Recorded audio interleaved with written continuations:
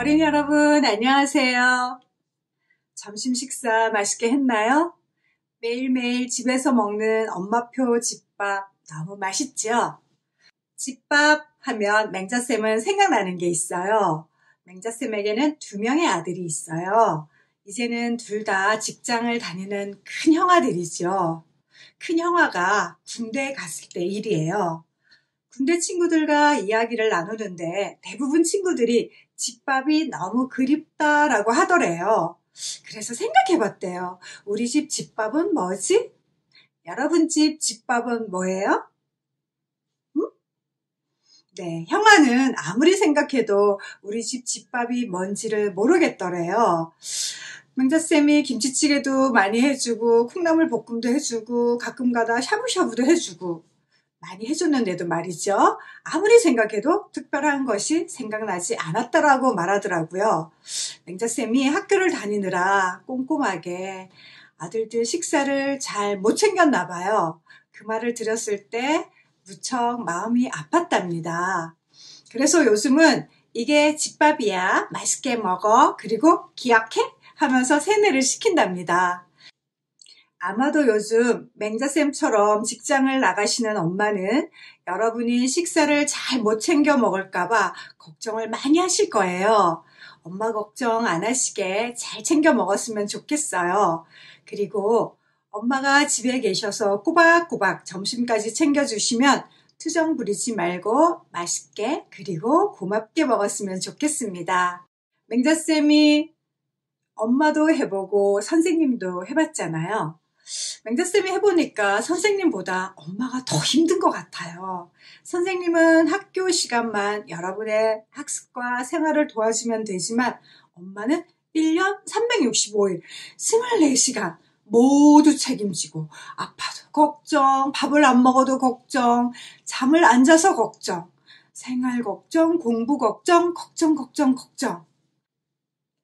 엄마라는 자리는 자식이 있어서 행복하기도 하지만 잘 키우기에 이런 많은 걱정을 하며 그것들을 하나하나 해결하느라 너무너무 힘들답니다. 이건 비밀인데요. 맹자쌤은 지나간 이야기지만 가끔은 엄마 하기 싫을 때도 있었어요.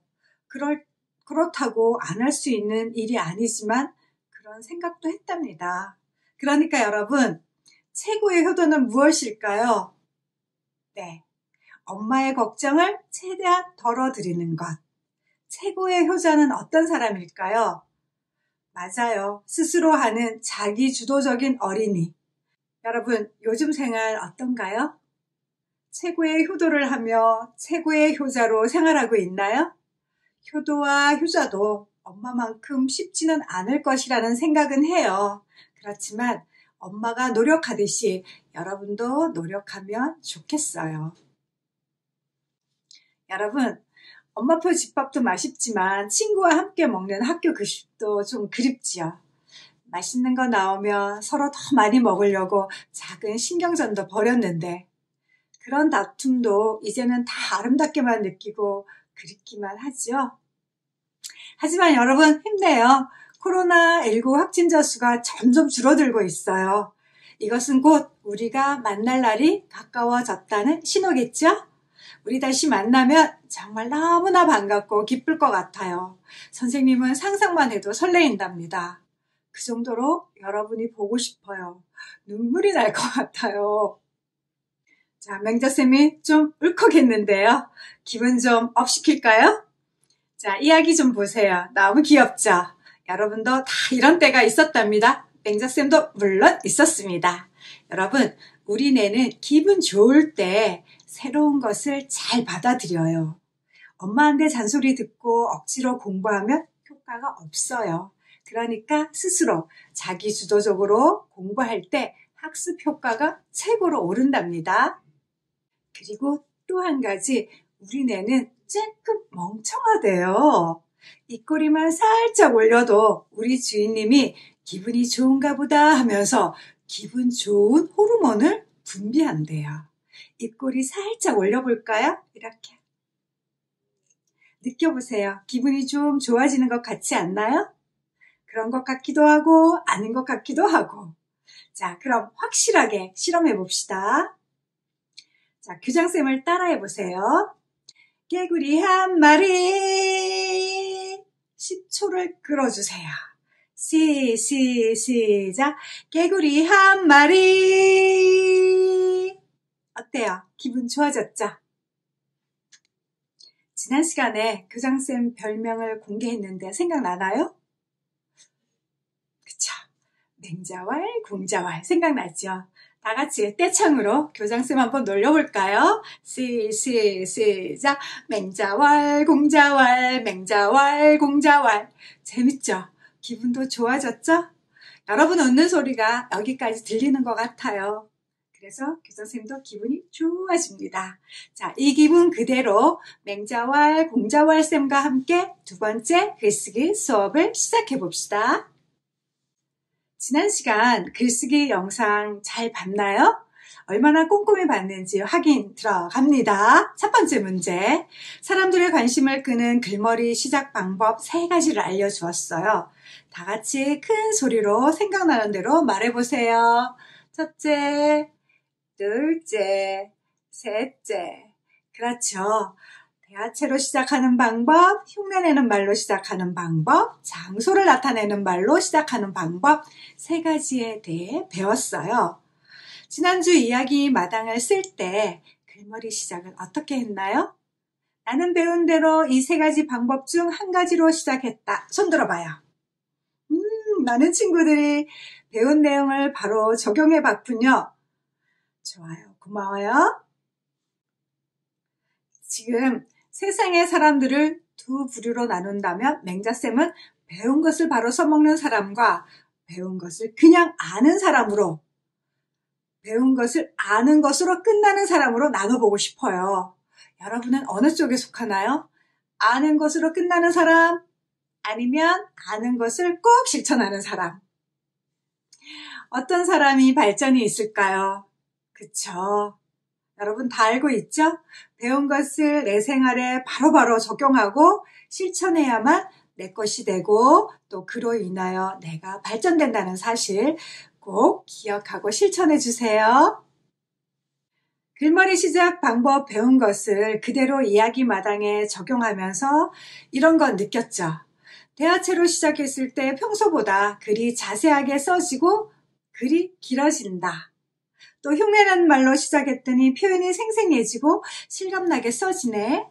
또 시간을 나타내는 말로 시작했더니 일이 일어난 순서대로 일기가 술술술 흘러가네? 라고 느꼈을 거예요. 이제부터 글머리 시작뿐만 아니라 일기 전반에 걸쳐 대화체, 흉내내는 말, 시간을 나타내는 말을 잘 섞어서 쓰면 일기를 자세하게 쓸 수 있고 또 생생하게 그리고 실감나게 표현할 수 있답니다. 여러분이 일기를 어떻게 썼는지 정말 궁금해요. 혹시 나는 너무 잘 쓴 것 같아 맹자쌤한테 자랑하고 싶은 친구 있나요? 있다면 맹자쌤한테 메일로 보내주세요. 그러면 다음 시간에 친구들에게 읽어주고 함께 감상하는 시간을 가질게요. 어디로 보낼까요? 자, 여기 화면에 메일 주소 있죠? 네, 메일 주소로 보내주시면 되겠습니다. lmajo 숫자 2000 골뱅이 sen.go.kr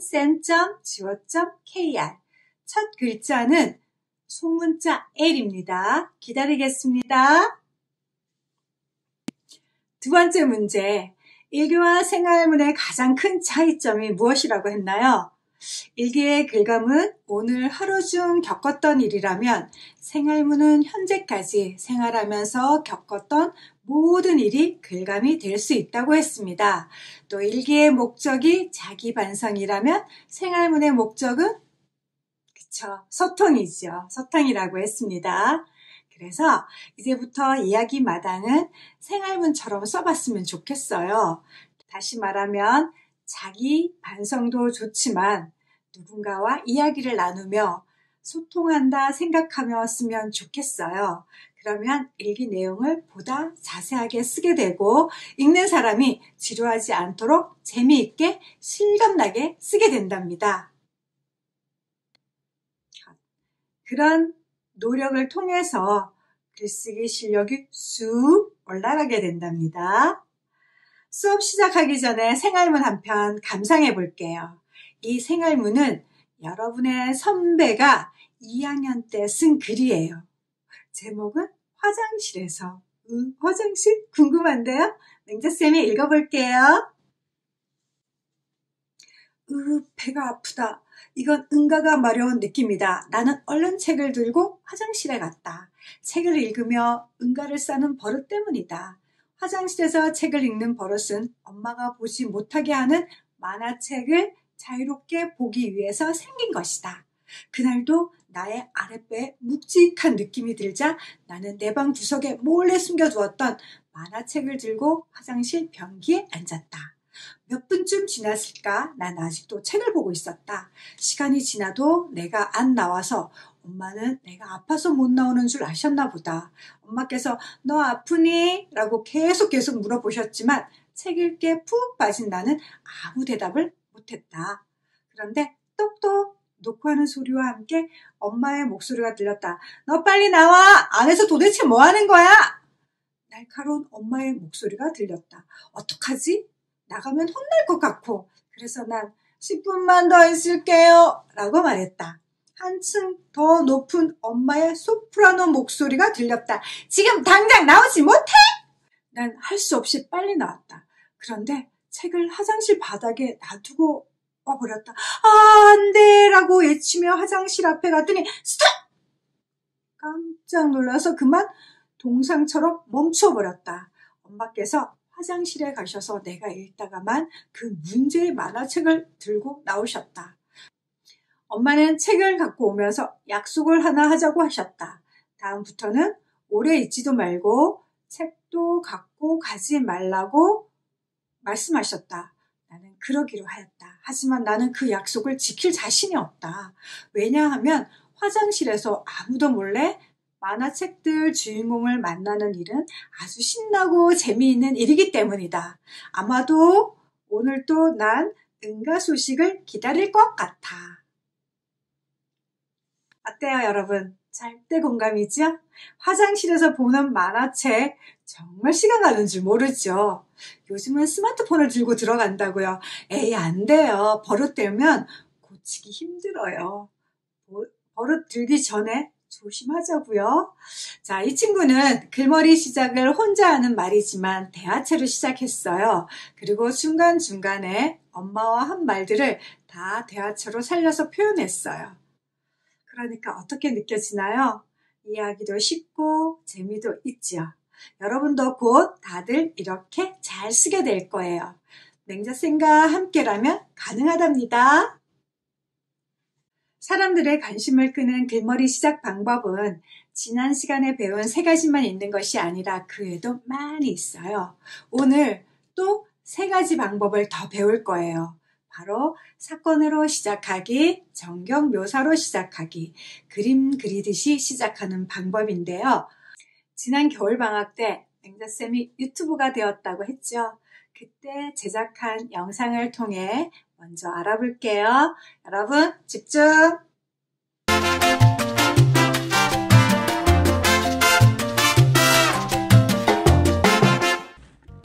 안녕하세요, 여러분. 맹자쌤의 홈러닝에 오신 것을 환영합니다. 글을 쓴다는 것은 굉장히 근사한 일입니다. 마음속에 혹은 머릿속에 있었던 자신의 생각이나 느낌을 정리해 볼 수 있거든요. 맹자쌤도 마음이 심란하거나 괜히 짜증이 나고 우울한 날에는 글을 쓴답니다.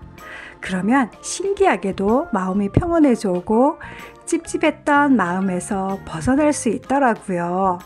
여러분도 글쓰기를 숙제처럼 생각하지만 말고 나 자신과 대화 혹은 보이지 않는 그 누군가와 이야기를 나눈다고 생각해 보세요.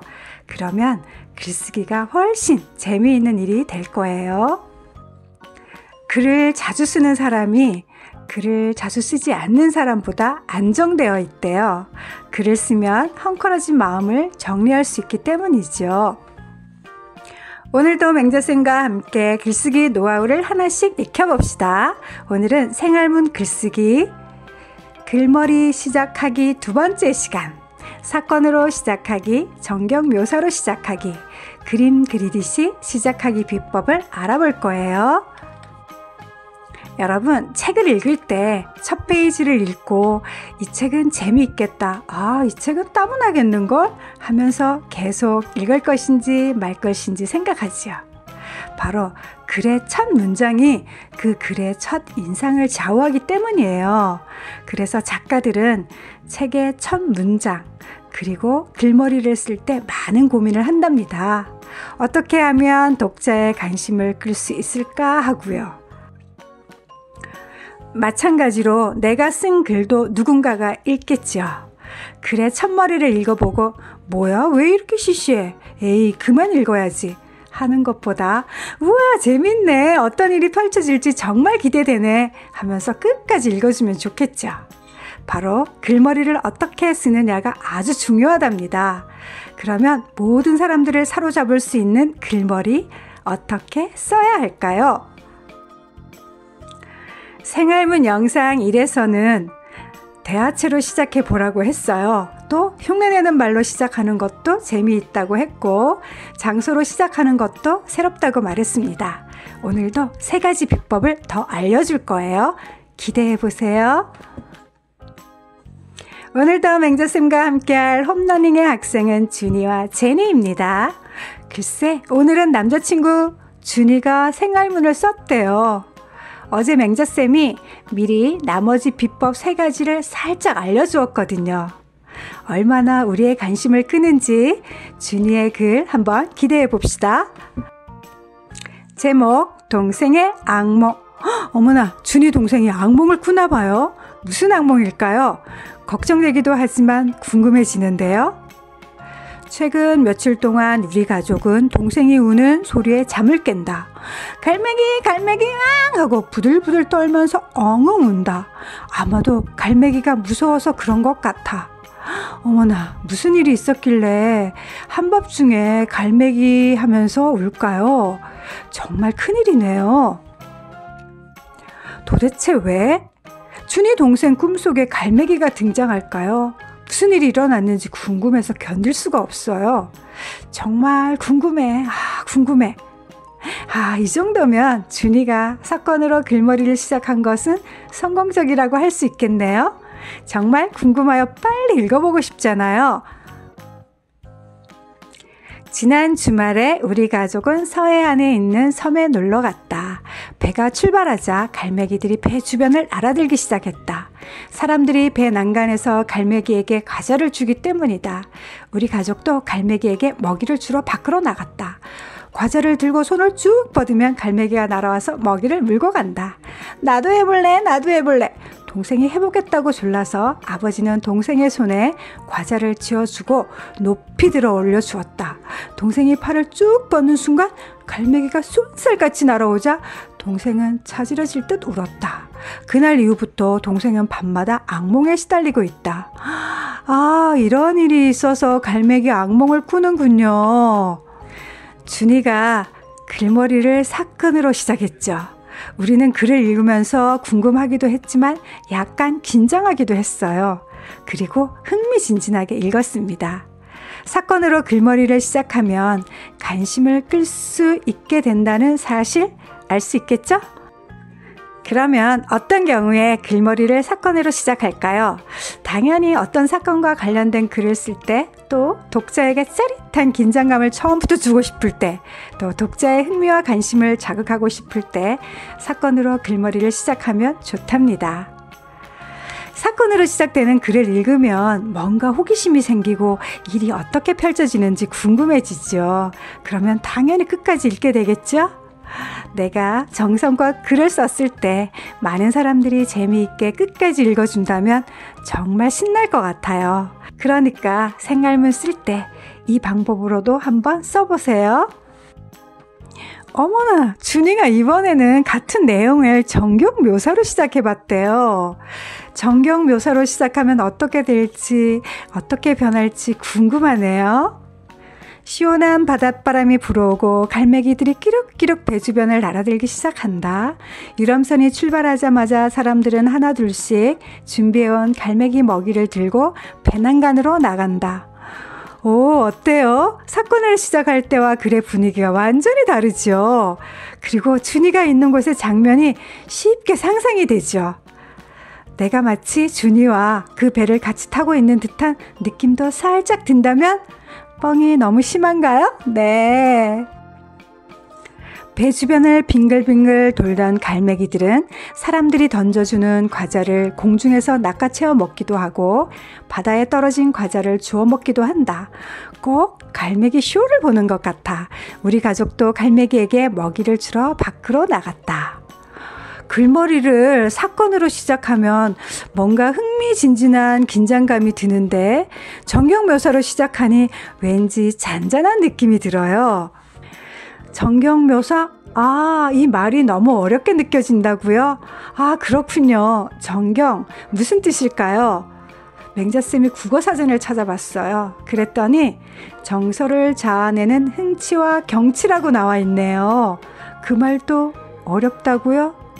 그러면 쉽게 생각하세요. 정경 묘사는 보이는 풍경을 글로 나타내는 것을 말한답니다. 글로 그림을 그린다, 글로 사진을 찍는다 라고 생각하면서 보이는 풍경을 자세하게 쓰면 되지요. 사진을 찍으면 모든 것들이 다 드러나지만 정경 묘사를 할 때에는 글의 내용과 관련된 것만 살리고 나머지는 쓰지 않아도 된답니다. 우와, 준이가 이번에는 시간을 나타내는 말로도 시작해봤대요. 맹자쌤의 일기 영상을 5편 출연하더니 완전 꼬마 작가가 다 되었나 봐요. 우리 준이 대단해요. 박수 좀 쳐주세요. 한밤중이었다. 모두가 잠들어 고요한데 갑자기 어디선가 자지러질 듯 우는 소리가 들렸다. 바로 내 동생이다. 오늘 밤도 악몽을 꾸었나 보다. 한밤중? 악몽? 갑자기 뭔가 무서운 느낌이 들죠. 시간이 주는 느낌이 다 다르지만 한밤중은 왠지 무서워요. 그쵸? 빨갛게 네모를 친 부분을 보세요. 모두 시간을 나타내는 말이죠. 소리내어 함께 읽어볼까요? 시작! 한밤중, 오늘 밤, 지난 주말, 순간, 그날 이후부터. 준이가 시간을 나타내는 말을 많이 썼네요. 그러니까 우리가 일이 일어난 차례를 쉽게 파악하게 되네요. 그리고 동생이 왜 악몽을 꾸게 되는지 원인도 알 수 있고 결과도 알 수 있어요. 이렇게 글을 쓸 때 준이처럼 시간을 나타내는 말을 쓰면 일이 일어난 순서, 또 일이 언제 일어났는지, 일어난 시점, 그리고 일의 원인과 결과도 잘 알 수 있고 잘 나타낼 수 있답니다. 여러분, 앞으로 생활문을 쓸 때 시간에 따른 일의 변화를 보여주고 싶거나 원인과 결과를 드러내고 싶을 때에는 글머리를 시간을 나타내는 말로 시작하면 좋다는 사실 기억하세요. 위인전 읽어본 적 있죠? 이수신 장군, 세종대왕 등 훌륭한 사람의 일생을 담은 위인전에서는 대부분 시간을 나타내는 말을 많이 써요. 언제 태어나서 몇 살에는 무엇을 했는지 그 업적을 시간대로 기록하죠. 지금으로부터 100년 전 이렇게 과거 시간을 나타내는 말도 있고, 여러분 따끈따끈한 치킨이 지금 막 도착했습니다 처럼 현재 시간을 나타내는 말, 내일 지구가 멸망한다 해도 나는 오늘 한 그루의 사과나무를 심겠다, 이처럼 내일, 모레, 몇 년 후에 미래 시간을 나타내는 말도 있답니다. 이것으로 맹자쌤의 생활문 글머리 시작하기 방법 6가지를 모두 배웠습니다. 공부한 내용을 정리해 볼까요? 글머리는 글의 첫 인상이라고 했어요. 내가 쓴 글을 사람들이 재미있게 읽게 하려면 글머리 시작에서 사람들의 관심을 끌 수 있어야 한다는 사실 기억하세요. 맹자쌤의 단계별 생활문 쓰기 3편에서는 생활문의 구성에 대하여 알아볼 거예요. 다음 영상에서 만나요, 여러분. 안녕. 여러분, 영상 잘 보았나요? 영상 속에서 사건으로 시작한 글머리를 읽었을 때 어땠어요?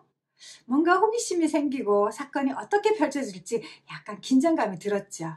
어떤 사건과 관련된 글을 쓸 때나 독자에게 짜릿한 긴장감을 처음부터 주고 싶을 때, 또 독자의 흥미와 관심을 자극하고 싶을 때 사건으로 글머리를 시작하면 좋습니다.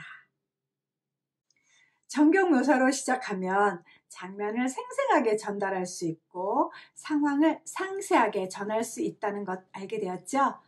글로 그림을 그린다, 글로 사진을 찍는다 생각하면서 보이는 풍경을 자세하게 쓰면 된다고 했습니다. 마지막으로 시간에 따른 일의 변화를 보여주고 싶거나 또 원인과 결과를 드러내고 싶을 때에는 시간을 나타낸 말로 시작하면 좋다고 했습니다. 그러면 일이 일어난 순서를 잘 드러낼 수 있고 일이 언제 일어났는지 일어난 정확한 시점을 알려줄 수 있으며 일의 원인과 결과를 잘 전달할 수 있습니다. 이것으로 사람들의 관심을 끄는 글머리 시작 방법 6가지를 배웠어요. 다 같이 크게 소리내어 읽으면서 정리해 봅시다. 첫 번째, 시작.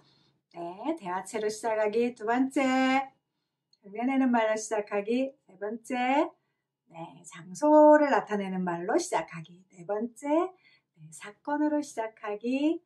다섯 번째, 네, 정경묘사로 시작하기. 여섯 번째, 네, 시간을 나타내는 말로 시작하기. 여러분, 글머리 시작 방법 6가지 정도를 알게 되면 앞으로 글을 좀 더 다양하게 시작할 수 있겠죠? 그럼 지금부터 6가지 방법으로 글머리를 시작하는 방법을 한번 연습해 볼게요. 자, 이 사진 보면 떠오르는 추억 있죠? 뭐예요? 네, 거북이 마라톤 대회. 그때 여러분 누구랑 뛰었어요? 뛰면서 어떤 일들이 있었나요? 그날 날씨는 어땠고요? 완주했을 때 기분. 그날로 다시 돌아가고 싶죠. 지나고 나면 다 아름다운 추억이에요. 그쵸? 그러니까 맹자쌤과 함께하는 이 시간도 먼 훗날에는 아름다운 추억이 될 거예요. 대화체로 시작한다면 누구랑 나는 어떤 이야기로 시작하고 싶나요? 한번 생각해 보세요. 예, 맹자쌤은 예를 들어서 아이나 너무 힘들어 조금만 쉬었다 가자. 앞서가는 아이니를 불렀다. 이렇게 시작할 수 있겠죠. 자, 이번에는 흉내내는 말로 시작한다고 생각해 보세요. 우리 출발할 때 징을 울리잖아요. 징 소리를 어떻게 표현하죠? 징 아니면 덩. 생각이 안 나요. 여러분 어떻게 표현할 거예요? 맹자쌤은 일단 덩. 덩 하는 징소리가 열리는 순간 아이들이 힘껏 내달았다. 드디어 마라톤이 시작된 것이다. 이렇게 흉내내는 말로 시작할 수 있을 것 같아요. 자, 세 번째로 장소를 나타내는 말로 시작한다면 어떻게 시작하면 좋을까? 자, 1, 2학년은 마라톤 장소로 이동할 때 학교 버스를 타고 가지만 3학년부터는 마라톤 장소까지 각자 가지요. 그래서 맹자쌤은 이렇게 한번 생각해 봤어요. 월드컵 경기장에서 마라톤 대회가 열리기 때문에 나는 친구들과 함께 지하철을 타고 갔다. 이렇게 마라톤 대회가 열리는 월드컵 경기장이라는 장소로 시작할 수 있겠다 싶어요. 자, 네 번째로는 사건으로 시작한다면, 사건. 메달을 받으면 우리 목에 걸어라 하고 선생님들이 말씀하시죠. 선생님들이 자꾸 목에 걸라고 하는 이유가 있어요. 몇 년 전에 메달을 받았다고 신났다고 팔을 높이 들고 메달을 빙빙 돌리던 친구가 있었어요. 그런데 그만 지나가던 아이가 이마를 맞았어요. 너무 위험하죠. 그래서 메달을 받으면 바로 목에 걸어야 한답니다. 그 사건을 쓴다면 글머리 시작을 동생의 이마에 빨간 피가 흐르고 있었다. 간호사 누나가 달려오고 있다. 동생이 메달에 이마를 찍힌 것이다. 메달을 받으면 목에 걸어야 하는데 장난꾸러기 땡땡이가 빙글빙글 돌리고 있다가 그만 지나가던 1학년 내 동생이 이마를 맞은 것이다. 너무 끔찍했어요, 그날. 이렇게 서로가 주의하지 않으면 큰 사고가 일어날 수 있어요. 자, 5번째. 이번에는 정경 묘사를 한번 시작해 볼게요. 그림을 그리듯이. 온몸이 땀으로 범벅되고 볼이 빨갛게 생기되었지만 언제 힘들었냐는 듯이 아이들은 메달 자랑에 정신이 없었다. 부모님께 달려가 보여드리는 친구, 서로의 메달을 만지며 축하하는 아이들, 기념사진을 촬영하는 친구 등등. 마라톤 완주 메달을 목에 건 아이들의 표정은 매우 자랑스러워 보였다. 어때요? 이렇게 사람들의 모습과 표정을 묘사하니까 그 분위기가 실감나게 전해져 오죠. 마지막, 시간을 나타내는 말로 시작한다면 아침 7시 모닝콜 소리에 깜짝 놀랐겠다. 오늘은 마라톤 대회가 있는 날이다. 4학년인 나는 학교로 가는 것이 아니라 월드컵 경기장으로 바로 가야 한다. 어때요? 같은 글감인 마라톤 대회에 쓰는 것이지만 다르게 시작할 수 있죠. 이제부터 이야기 마당을 쓰거나 100일장에 참가했을 때 무엇에 대해 쓸지 글감을 먼저 정했다면 어떻게 시작할지 이 6가지를 하나하나 머릿속에 떠올려보며 생각해 보세요. 같은 마라톤 대회에 참가했지만 하고 싶은 말은 서로 다를 것입니다. 내가 하고 싶은 말을 어떻게 시작하는 것이 사람들의 관심을 끌 수 있을지 고민해보고 가장 좋은 방법을 선택하면 된답니다. 자, 맹자쌤의 글쓰기 노하우. 이야기 마당을 쓸 때나 100일장에 생활문을 쓸 때 다 같이 읽어볼까요? 첫째, 어떻게 하라고요? 글감을 딱 하나만 선택해요. 2번째, 글머리 시작을 어떻게 할까 고민해봐요. 대화체, 흉내내는 말, 시간, 장소, 정경묘사, 사건. 3번째, 독자가 이해하기 쉽게 지루하지 않게 생생하게 표현해봐요. 중간중간에 대화체를 넣어도 좋고요. 글 전체에 한 3-4개 정도는 흉내내는 말도 한번 넣어보세요. 또 자세하게 꾸며주는 말을 넣어봐요. 어떻게 해당하는 말, 또 정경 묘사로 잔잔하게 분위기를 만들어 보면 사람들이 굉장히 재미있게 내 글을 읽게 된답니다. 그렇게 되면 당연히 상도 받을 수 있겠죠. 자, 우리가 이렇게 정성을 다해 글을 썼을 때 많은 사람들이 재미있게 끝까지 읽어준다면 기분이 어떨까요? 선생님도 여러분 생각과 같아요. 정말 행복할 것 같아요. 글머리는 글의 첫 인상이라고 했어요. 그쵸? 생각나죠? 앞으로 글을 쓸 때 글머리 시작법과 맹자쌤의 이야기마다 노하우를 꼭 기억하길 바랍니다. 그럼 안녕.